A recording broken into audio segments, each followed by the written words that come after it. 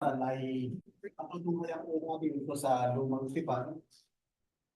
Sa ikalawang aklat po ng propetang si Samuel, chapter 6, verse 3 to verse 7. Magbibigay lang po ako ng konting salita o pagsaliksay sa aklat na ito. Ang totoo po, nung araw po, wala naman po ikalawang ah, kronika o ikalawang Samuel. Lang po isang aklat lang. Kaya lang yung mga sumulat ng mga scholar, nilagyan po nila ng mga unang kronika, kronika, mga division. No, dati po, isa lang po yan. Isang aklat lang po siya, yung una at ikalawang Samuel. At ito po ay nasulat ayon po sa mga scholar o pagdatayan ng 10th century BC.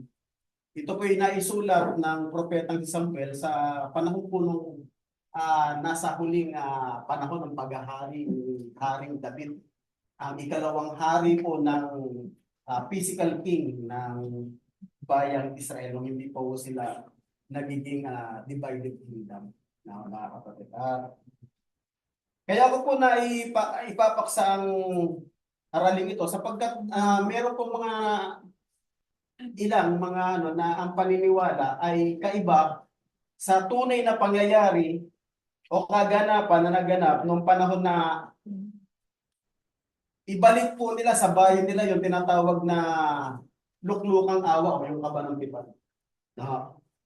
Bakit pinatay ng Diyos si Usa sa anong kadahilanan? Sabi nga ng iba, nagmalasakit niya siya. Kasi natisod yung baka. Hinawakan niya kasi tutumba.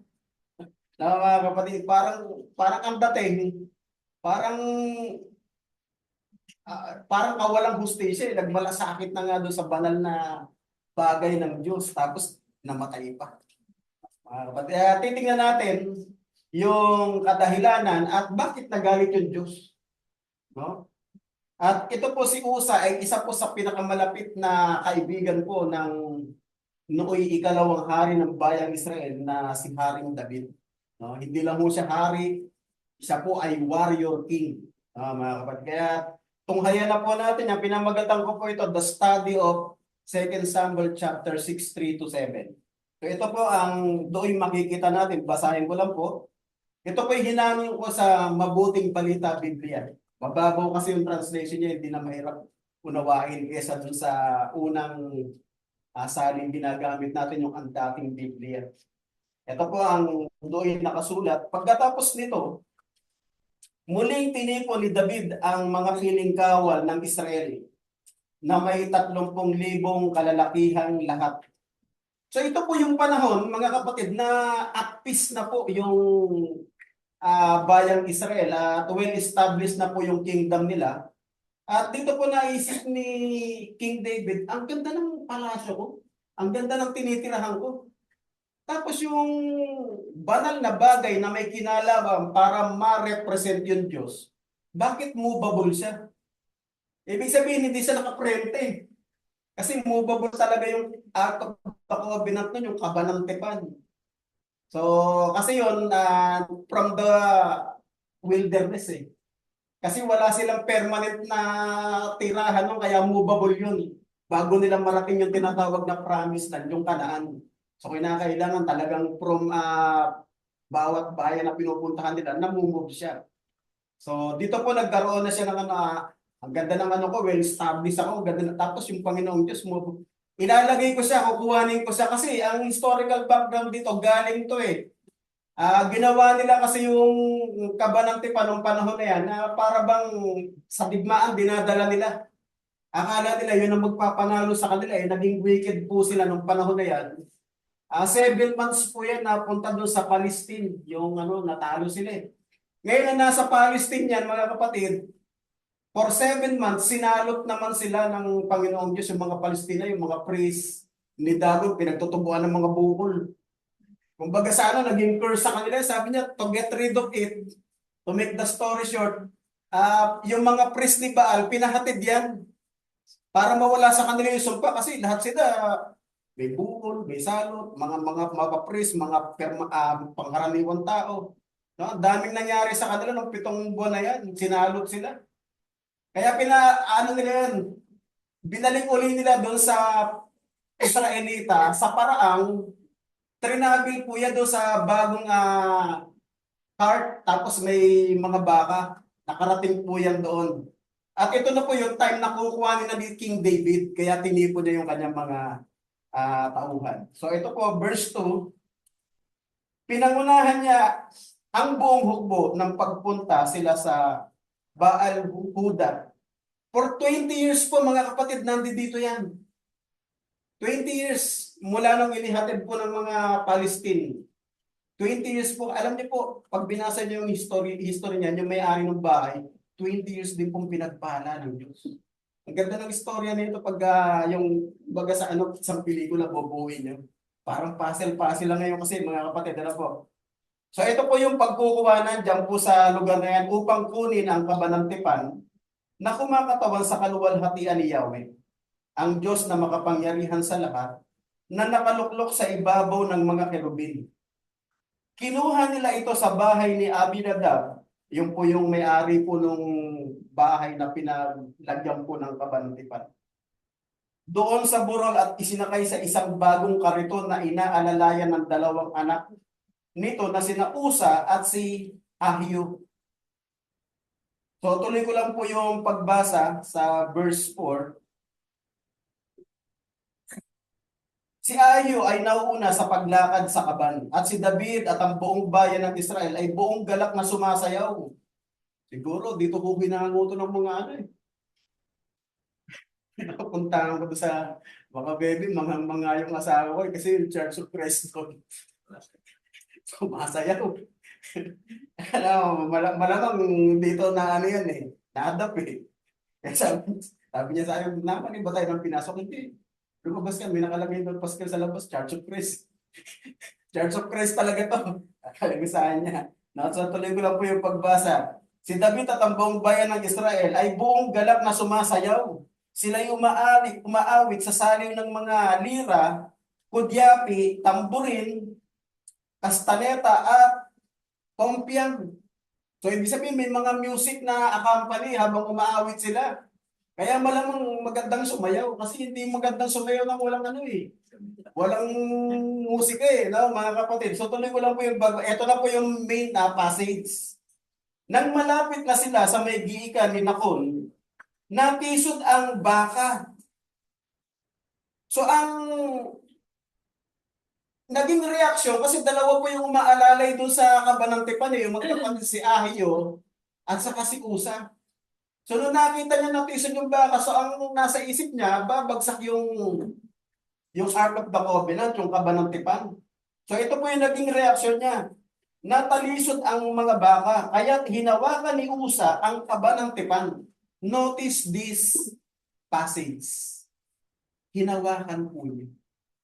So dahil hinawakan niya, ano po naging reaksyon? Verse 7, nagalit si Yahweh at siya'y pinarusahan at ginawang iyon.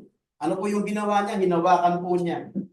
Noon, doon din ay namatay si Usa sa tabi ng kaba ng tipan. Pansinin niyo po. Yan po yung pag-aaralan nating passage.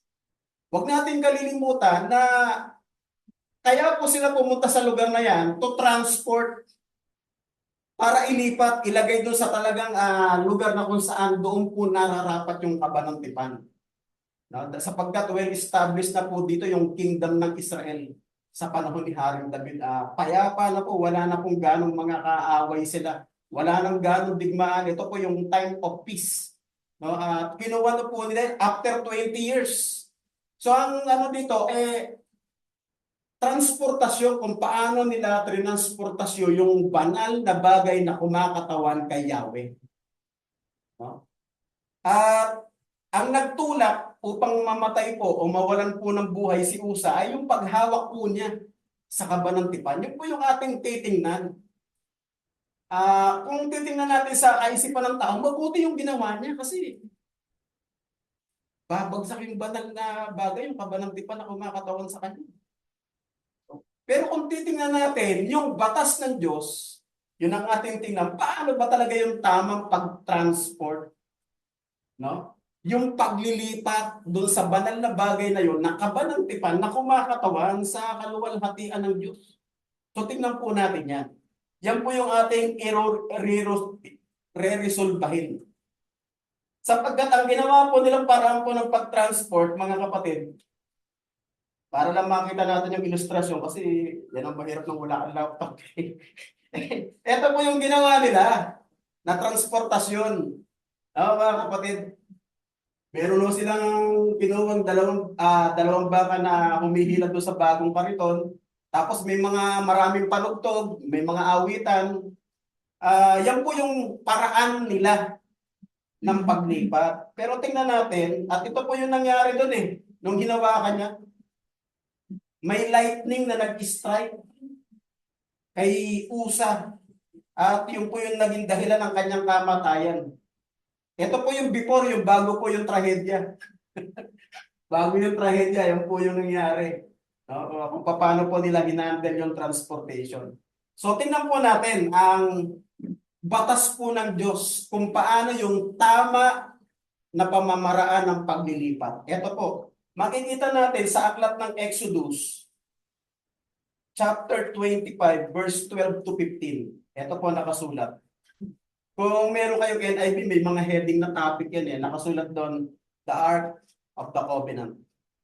Sa chapter 25, verse 12 to 15, ito po, gagawa rin kayo ng 4 na argolyang ginto na ikakabit sa 4 na paa ng kaban. Tigalawa magkabila. Gumawa rin kayo ng kahoy na pampasan na yari sa akasya at babalutin din ninyo ng ginto. So meron pa ng dalawang, imagine niyo po, akasya na yun po yung ipapasok doon sa kaba ng tipan, kabilaan. So, ang meant po ng transportation ay hindi po isasakay sa cart.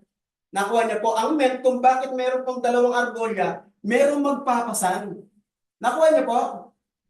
Kasi ano po sabi tuloy ko lang po tigalawa magkabila, gumawa rin kayo ng kahoy na pampasan. So it meant to carry, napapasanin. Hindi po pala isasakay. Nakuha niyo po?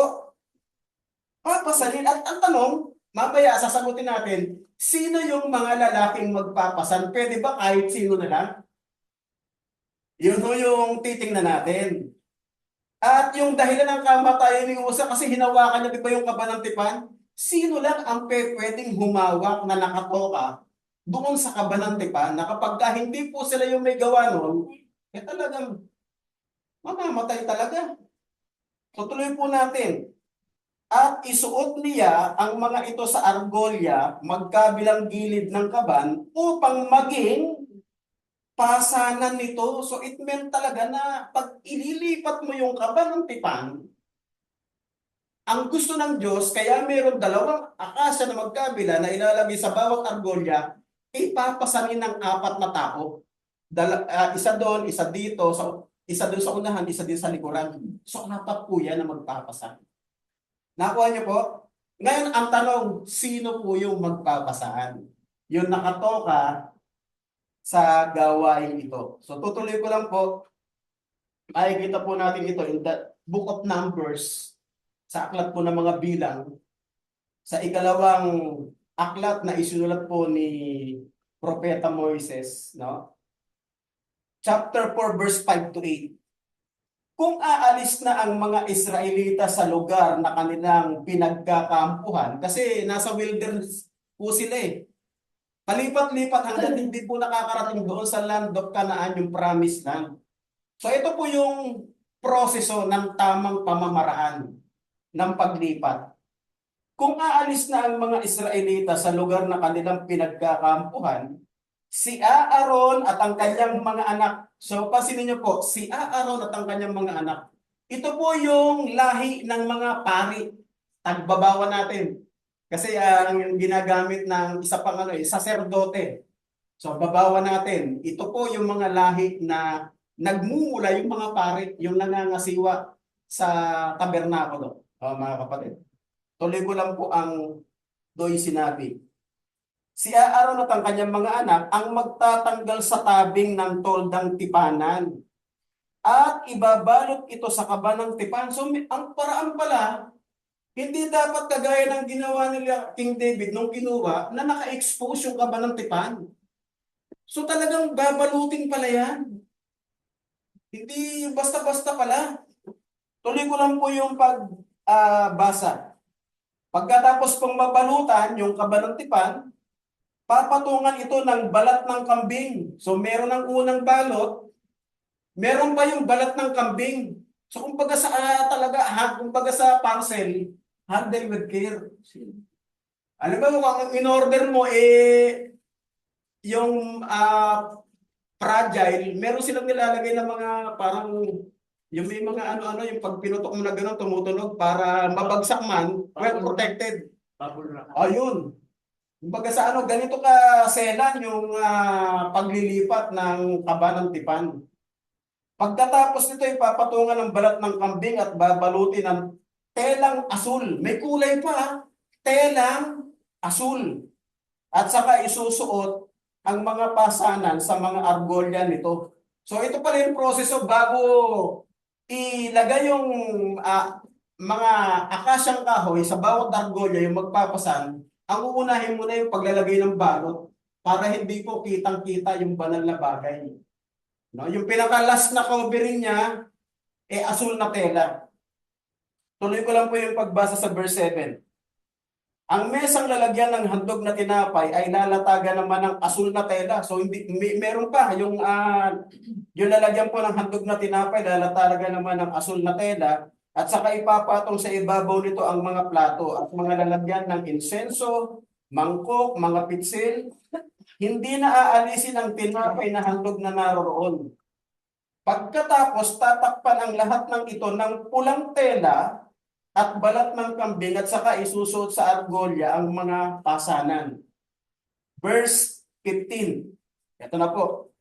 Kapag ang toldang tipanan at ang lahat ng kagamitan dito'y naibalot na ni Aaron at ng kanyang mga anak, lahat ng ito'y dadalhin ng mga anak ni Kohat. So, meron mong tokang magdadala, mga anak ni Kohat. Ito po yung ikalawang anak ni Levi. Kasi yung bunso po si Merari, yung panganay si Gerson. So yung Kohat po ang nakatoka dito. Ngunit huwag nilang hahawakan ang sagradong bagay. Ito na po, ito yung nalabag ni Usa. Ngunit huwag nilang hahawakan ang sagradong bagay sapagkat mamamatay ang sino mang humawak sa mga sagradong kagamitang ito. Sino lang po yung may karapatang humawak nun? Ito ang tungkulin ng mga anak ni Kohat tuwing ililipat ang toldang tipanan. So tanungin po natin, si Usa po ba ay lahi po ng Levita? Mula po sa angkan ni Kohat? Hindi. Doon po kumbaga sa kumbaga po sa dark, di ba? Yun po yung tinatawag na sumala siya.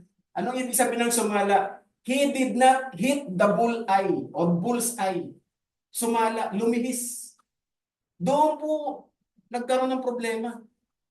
Mga kapatid, tuloy ko lang po yung katunayan ng bagay na ito. Ano ang katunayan? Na ito ay tungkulin lang ng mga Kohat o ikalawang anak ni Levi. Kasi yung Kohat, ikalawang anak niya yan yung panganay po si Gerson, yung bunso si Merari. Siya po yung nasa gitna si Kohat. So, chapter 7, verse 9, ng aklat po ng mga binang. Numbers chapter 7, verse 9. Hindi na niya binibigyan ang mga anak ni Kohat. Ang tinutukoy po dito, ibang tungkulin o ibang gawain o gampanin. Sapagkat sila ang papasan ng mga sagradong bagay kapag inililipat ang mga ito. So yun lang pala yung tokang nasa kanila. Yung ikalawang anak ni Levi ng mga Kohatito o Kohatites, sila lang po talaga ang magpapasa niyan at sila rin po yung may karapatang humawak.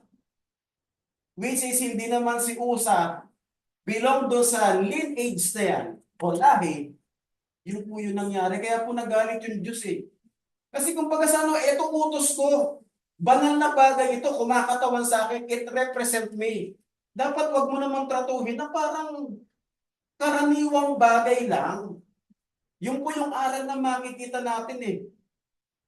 Yung mga bagay na banal ng Diyos, wag nating tratuhin parang ordinaryong bagay lang. Yun po yung aral na dito yung makikita natin. Gaya po ng pagsamba.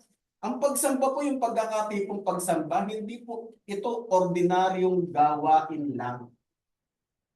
Na ang para baga ang hinahanap natin ay attendance, iba po yung nakadalo sa sumamba.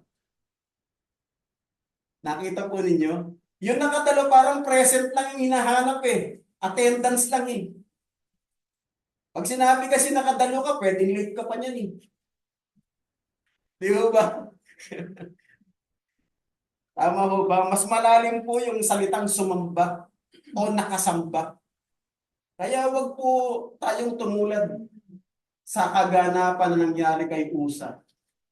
Natingnan po natin parang ordinaryong bagay lamang ang mga banal na bagay na kumakatawan sa Diyos at maging po yung kanyang mga palatuntunan at kanyang mga kautusan. Ito po yun eh. Ito pala yung tamang pamamaraan mga kapatid ng pag-transpo. Kasi ang sabi, babalutin ng asot na tela eh. Ibig sabihin, well covered siya. Kumbaga po sa kasalanan ng tao, dapat hindi po dapat nakalitaw. Tama ho ba? Eh mas lalo po yan, bakit banal na bagay yan na kumakatawan sa kaluwalhatian ng Diyos.